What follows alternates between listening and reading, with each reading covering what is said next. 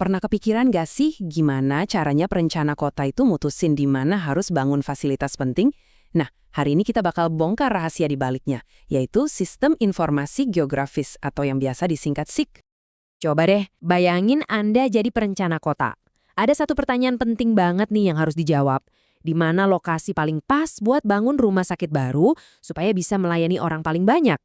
Jawabannya tuh bukan sekedar cari lahan kosong ya, tapi ini soal benar-benar paham di mana letak masalahnya, supaya kita bisa tahu apa solusinya. Nah, buat nemuin jawaban itu, kita butuh alat yang spesial. Dan ini mungkin bukan yang ada di bayangan Anda. Dan inilah alatnya, Sistem Informasi Geografis atau SIG. Jangan bayangin ini cuma peta biasa ya, ini lebih mirip otaknya peta.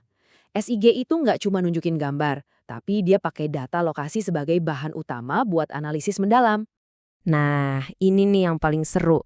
Beda banget loh peta digital biasa sama SIG. Kalau peta digital cuma kasih tahu, oke ini lokasinya di mana. Tapi SIG, dia bantu kita ngerti kenapa sesuatu ada di situ. Oke, sekarang kita akan lihat lebih dalam lagi gimana cara kerja kacamata lokasi ini mengubah setumpuk data jadi sebuah keputusan yang cerdas. Ini poin yang penting banget. SIG itu bukan sekedar alat bikin peta. Bukan, dia itu platform analisis spasial yang jadi dasar buat ngambil keputusan penting berbasis lokasi. Jadi dia itu jembatan antara data mentah dan insight yang bisa kita pakai. Oke, jadi isinya apa aja sih mesin canggih ini? Yuk kita bedah satu persatu 5 komponen utama yang bikin SIG bisa jalan. Biar gampang, bayangin aja SIG itu kayak dapur super canggih. Supaya bisa masak sesuatu yang luar biasa, semua komponen ini harus ada dan kerja bareng. Pertama, pastinya butuh perangkat keras. Ini tuh alat-alat masaknya, komputer, server, GPS, ibaratnya ini oven sama mixer yang ngerjain tugas-tugas beratnya. Selanjutnya, perangkat lunak. Nah, ini programnya, aplikasinya. Anggap aja ini pisau koki super tajam atau food processor canggih yang bantu kita ngolah data dengan presisi tinggi. Dan yang paling penting, tentu aja data. Inilah bahan-bahan masakan kita. Tanpa bahan yang bagus, masakannya pasti gagal kan? Datanya ada 2 jenis utama. Data spasial, kayak titik lokasi atau garis jalan, sama data atribut, misalnya data jumlah penduduk di satu area. Terus ada metode, ini resepnya. Isinya langkah-langkah kerja yang harus kita ikutin. Metode inilah yang menentuin gimana kita menggabungkan semua bahan tadi buat dapet hasil yang kita mau. Dan terakhir, tapi yang paling krusial adalah kita, manusia.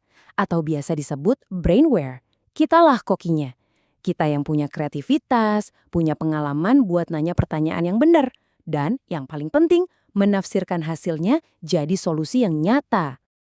Oke, semua komponen udah siap. Sekarang ayo kita pakai dapur SIG kita ini buat masak solusi dari masalah di awal tadi.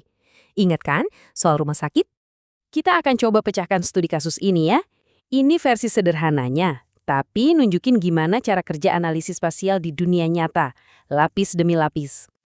Langkah pertama, kita petakan dulu semua lokasi rumah sakit dan klinik yang udah ada. Simpel kan? Ini penting buat jadi dasar analisis kita.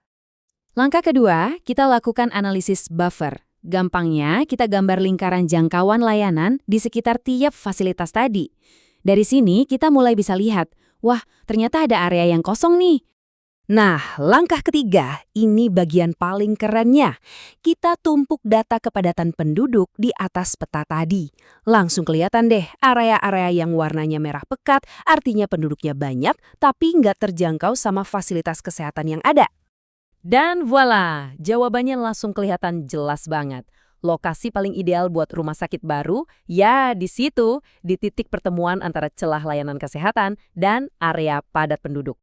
Keren kan? Tapi jangan salah, SIG ini bukan cuma buat perencana kota aja loh. Tanpa sadar, SIG udah jadi bagian dari hidup kita sehari-hari.